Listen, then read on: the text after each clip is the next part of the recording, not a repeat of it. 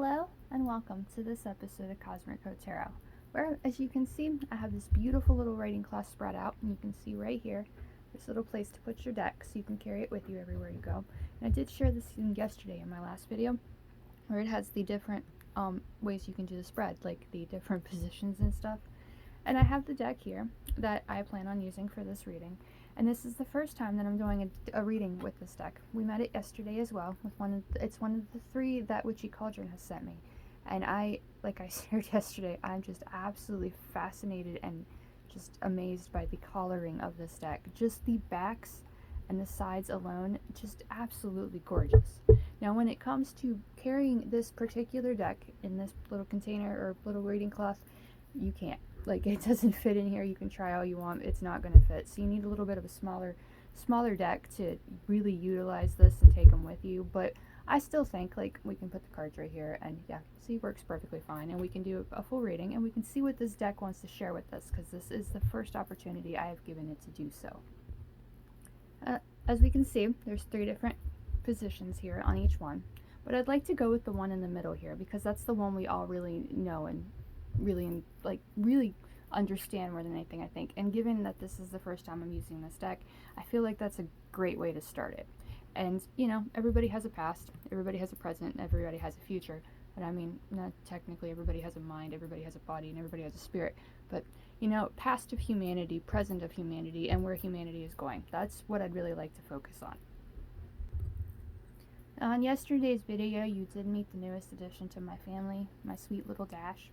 She's not asleep during this video. She's actually full of energy and running around, but I'm trying to get more comfortable to just, like, let her do that. I mean, she's a cat, so I want to be able to give her more freedom and stuff and not be this, like, helicopter mom. It's like, what are you doing? Don't do that. No, Dash, no. Yeah, so I'm trying to let her do it. She's having a little bit of breakfast right now, so she's covered for now. I have that ability to pause the video and stuff, and that's why my videos, I'm talking too much here, but that's why my videos are made the way they are pretty much, is so I have the power to just hit that pause button and then start the video over. Because when it comes to editing videos and stuff like that, well, I'm not the best. But we aren't here to talk about all that stuff, and you might see Dash here and there, I'm not sure. But we're here to do a reading. We're here to do past, present, and future with this beautiful new deck, the Lepus Tarot. There's a little guidebook that goes with it. So let's see what the cards have to share, shall we? If you've watched my videos in recent past, then you might have noticed that this is the way that I prefer to shuffle. They get mixed around 3 at a time, and this deck, if you watched my video yesterday, you could see that the way they were shuffled, or way they were put together in the first place, just, I love that. Usually you've got the major arcana, and then you have every suit of the minor arcana, starting with the ace and ending with the king. But in this deck, you had the major arcana, and then you had the aces, the 2s, the 3s, the 4s, the 5s, the 6, etc., etc. So that kind of, like, attention to detail was just really fascinating to me. And here I am shuffling them and ruining that. But technically, you know, with the cards, you can go back and do it again if you want to. They are kind of small. Me trying to do this is a little bit difficult, but this is how we learn, right? And as always, as we shuffle the cards, we really think about our intention, and we want to know the past, or what the past has been like, the present of where we are presently, and the future of what the future might hold. Now, the future has yet to be written, and it's up to you to make that future happen. The cards can give us an idea of what might occur, but it's really up to us to make the best of it, or to avoid it and do something different if it really doesn't look good. Like, to know I can't predict the future. I've never said that I could. But the cards can, like, give us an idea of what to expect, and that's what makes them really interesting. Again, my lighting is off. You can see that middle card there has the nice little burst of light there.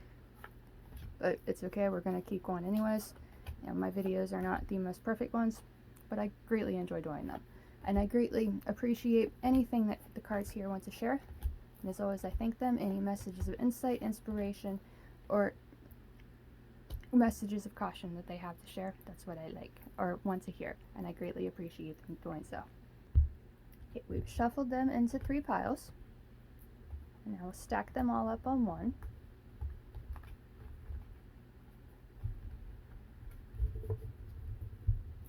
And I'll do my best to fan them out here with this nice little cloth right here. And we'll choose 3 that call to us. It's pretty back right here. You can kind of see it sticking out. That's definitely, I feel like, the past. And this one's kind of sticking out, and that'll be our future, or our present. I usually do present future advice, so past, present, future is a little bit different to me, but I've experienced, I like enjoying a challenge. We have the Magician as the bottom of the deck. If you heard Zion, Dash is trying like crazy to get up in my chair right now. She's so tiny, she's not able to do it. Okay, there we have our 3 cards.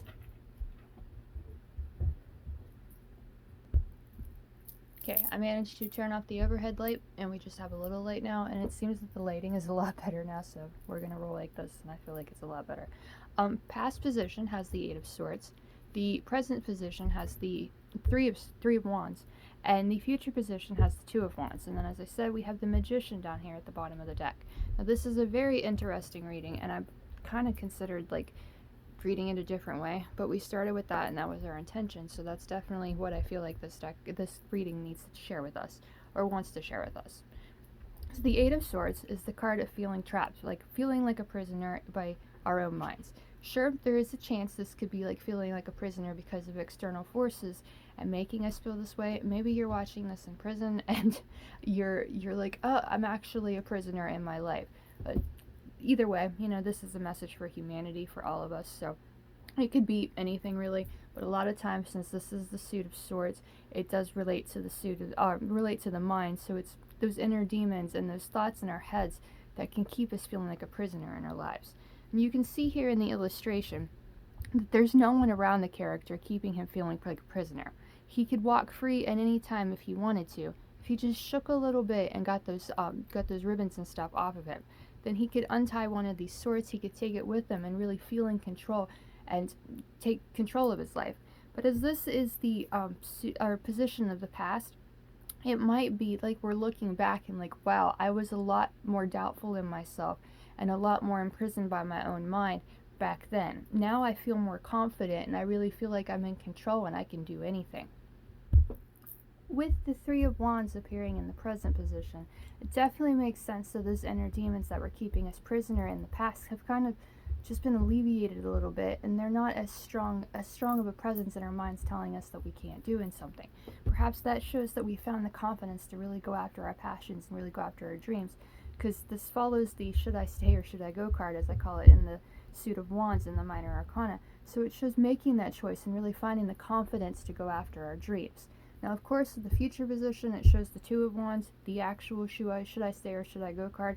So I feel like that kind of reminds us a message that even if we make the choice in the present to go after our passions and dreams, in the future, we're probably going to have to make choices again and choose something else to follow in our passions. But with the past just showing that we've gained control of our minds and really have the confidence to do something and not feel like a prisoner in our lives, then we can have the confidence we need in the present to go after our dreams and make the important choices for ourselves, to follow our passions and feel like whole, complete, and just be our unique original selves. And you've probably seen this before. I always mention that the 3 of Wands is actually my favorite card of the entire tarot, because it represents to me this just ability to just be ourselves and not care what anybody else thinks.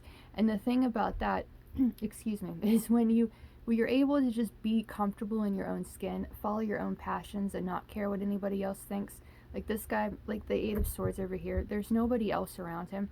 He is free to look out, free to decide if he wants to go on those ships, free to decide if he wants to turn around and walk away. The choice is his to make. He's got his hand on the passion that he's the most focused on, and he's ready to go. So that energy of just not caring what anybody else thinks and not feeling like a prisoner in our lives really gives us the strength and the confidence we need to follow our passions and do what we want to do. And when we allow ourselves to do that, feel comfortable in our own skin, and really love who we are and the lives that we live, we can allow other people, we can show other people that it's okay to do the same. And that's what I really love about the 3 of Wands, is it's a card of letting your freak flag fly, not caring what anybody else thinks or what anybody's else doing. You just do you and do what makes you happy. But there is the fact, like I said, that the 2 of Wands is appearing in the future position. So there is that message that even if you're confident and you're passionate here in the present, and you're like, this is what I want to do, this is what I'm going to go after, in the future, you're going to be doing it again. You're going to be making another choice. You're going to be following a new path. You're going to be finding something else that you're passionate about. Like, that's life.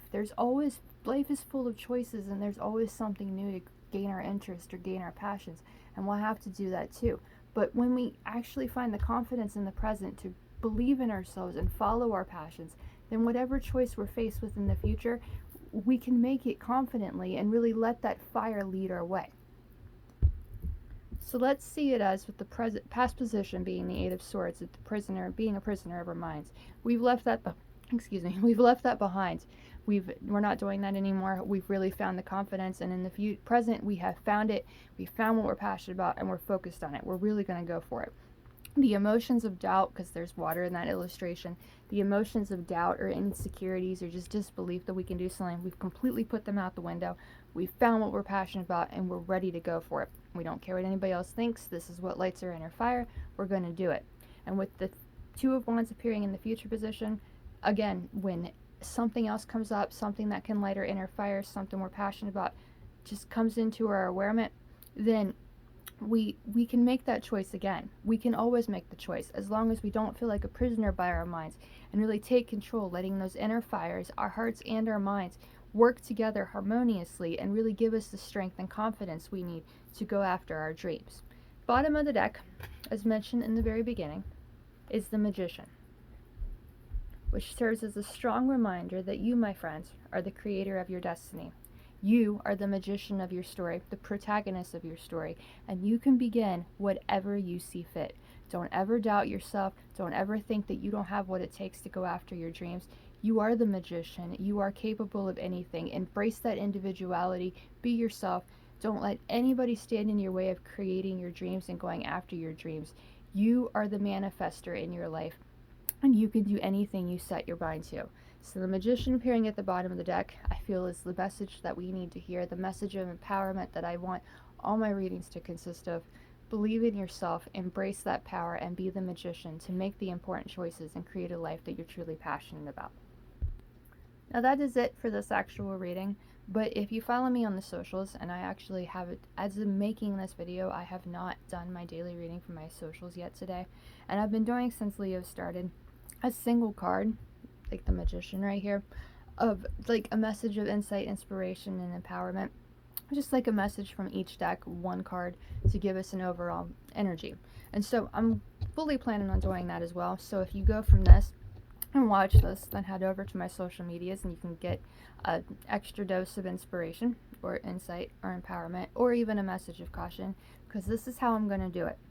Whatever card is underneath the Magician right here in this deck, that is our card for the day, for our Instagram and Facebook, and that message of inspiration. And I've got my dice right here that we will roll, and we'll see what they share as well. So whatever card is at the underneath this, that is our message of inspiration that you can read on either of my socials as soon as you finish this video. So let's see what it is.